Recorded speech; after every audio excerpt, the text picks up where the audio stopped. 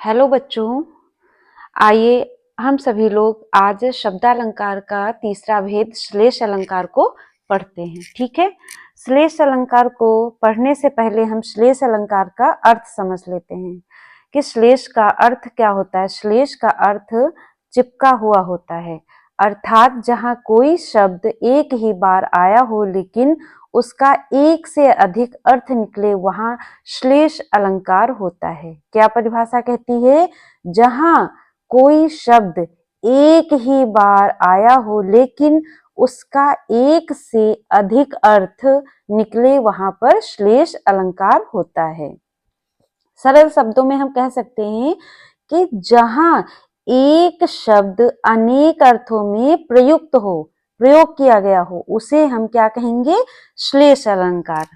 ठीक है बच्चों, आइए हम सभी लोग उदाहरण के माध्यम से जानते हैं इसमें कौन सा अलंकार है। ठीक है, श्लेष अलंकार का ये उदाहरण है। क्या है? रहीमन पानी राखिए बिन पानी सब सून, पानी गए न उबरे मोती मानुष चून। ठीक है, यहाँ पर पानी शब्द जो है एक ही है। ठीक है, ये लेकिन इनका जो है अर्थ अलग अलग है। ठीक है, अधिक अर्थ है। एक पानी का जो इस पानी का अर्थ जो है अलग है। ठीक है, अधिक अर्थ है। जैसे यहाँ पर पानी शब्द का प्रयोग जो है तीन अर्थों में किया गया है, मोती मानुष चून। ठीक है, पहला जो है पानी शब्द, उसका अर्थ चमक के रूप में किया गया है। ठीक है, जो मोती है, मोती के संदर्भ में, मोती जो है पानी के बिना नहीं रह सकती, मतलब उसकी चमक चली जाएगी, खराब हो जाएगी।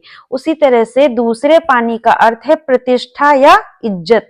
ये मनुष्य के संदर्भ में बताया गया है कि मनुष्य की अगर कोई प्रतिष्ठा या इज्जत नहीं है तो वो व्यर्थ है। इसी तरह से तीसरे पानी का अर्थ क्या है बच्चों?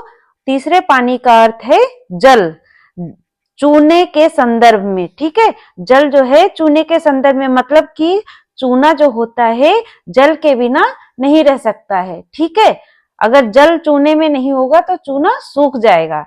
इतना समझ में आया बच्चों? अब देखिए, पानी के तीन अर्थ निकल के आए हैं।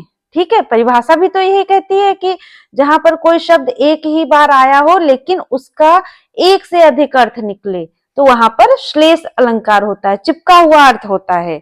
या इसी प्रकार से इसमें देखिए, पानी शब्द है लेकिन उनके अर्थ जो है चिपके हुए हैं। ठीक है, इतना समझ में आया बच्चों? ठीक, आज बच्चों हम सभी लोग पुनरुक्ति अलंकार पढ़ेंगे। ठीक है, पुनरुक्ति अलंकार जो है ये दो शब्दों से मिलकर बना है, पुनः प्लस उक्ति से। ठीक है, जब कोई शब्द दो बार, पुनः मीन्स बार बार, है ना, दो बार। ठीक है, पुनः दोबारा, मतलब जब कोई शब्द दो बार दोहराया जाता है वहां पर पुनरुक्ति अलंकार होता है।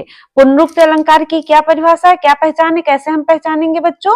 जब कोई शब्द जो है दो बार दोहराया जाता है वहां पर पुनरुक्ति अलंकार होता है।